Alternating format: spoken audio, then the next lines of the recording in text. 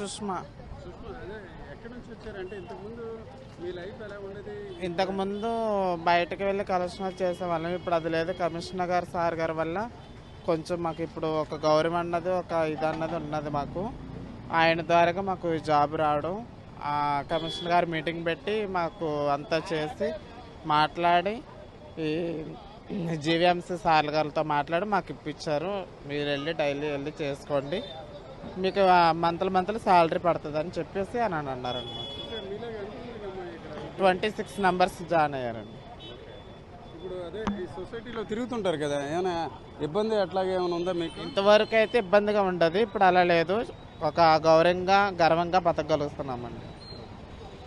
చూడమ్మా, అంటే ఇంతకు గవర్నమెంట్ నుంచి ఒక అవకాశం వచ్చింది.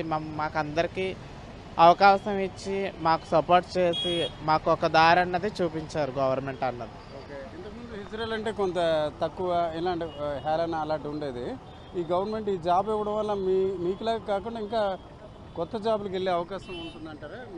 ఉంటుందండి. చాలా మంది చదువుకున్న వాళ్ళు కూడా ఉన్నారు ఇందులోని. వాళ్ళకు కూడా జాబులు కట్ట ఇప్పిస్తానన్నారు సార్ గారు. మళ్ళీ షాపులు పెట్టుకోవాలన్నా ఏమన్నా చేయాలన్నా ఎవరికి ఏం చేయాలనిపిస్తే అది చేయిస్తామని అన్నారు.